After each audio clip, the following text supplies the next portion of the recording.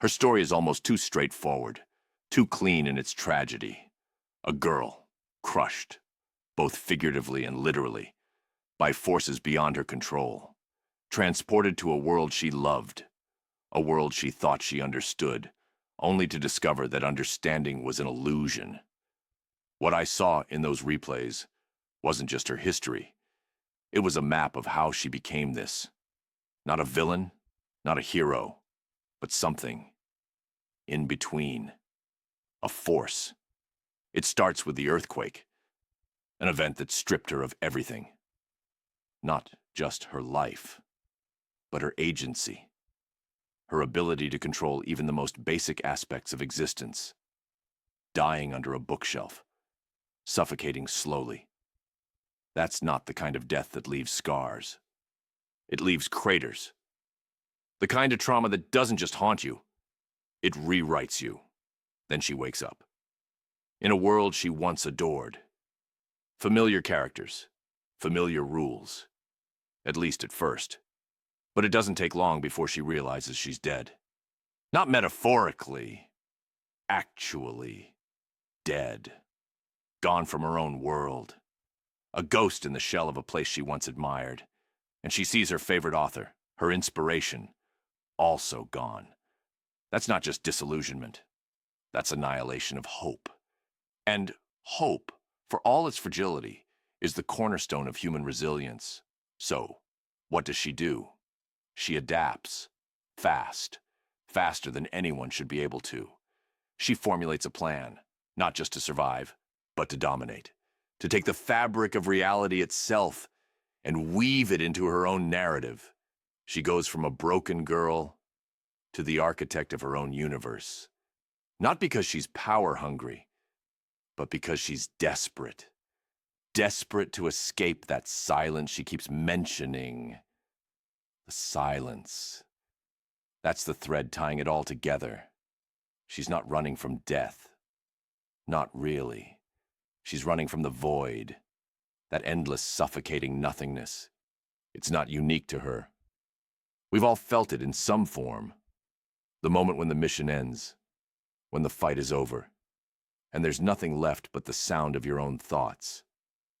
But for her, it's amplified. Unstoppable. She described it as never-ending monotony. And that's not just poetic. It's literal. She's lived long enough, with enough power, to see everything as meaningless. And when everything is meaningless, the only thing left is to create meaning, or destroy it. That's where Superman comes in. Their first encounter wasn't just a clash of ideals. It was a test. She was testing him, testing us, to see if we could give her a reason to stop, to change, to find something beyond her boredom. And we failed. Clark saw her as a threat. And maybe she is, but he didn't see the layers beneath that.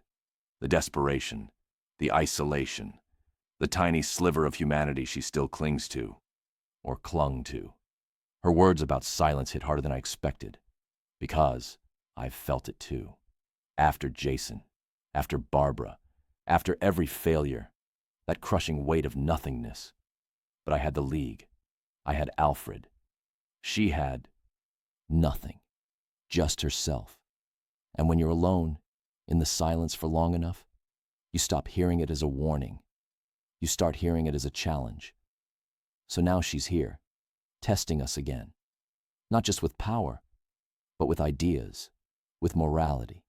She wants to know if we're as rigid, as unyielding, as she thinks we are.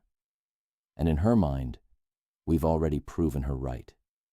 Superman's rejection, Diana's disgust, even my own suspicion.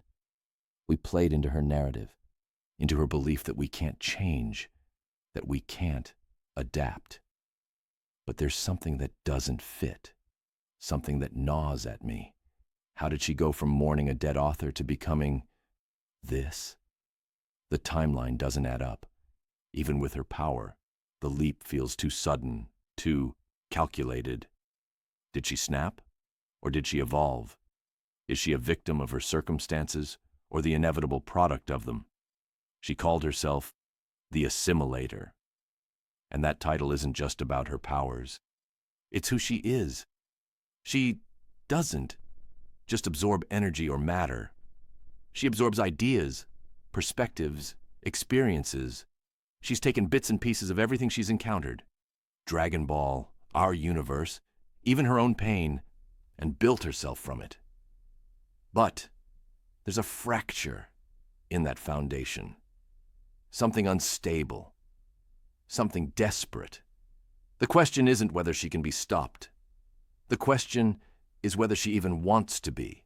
And if she doesn't, the only thing more dangerous than her power is her purpose. Because a purpose built on silencing the silence, that's not a purpose at all. It's a spiral, one that could pull everything down with her.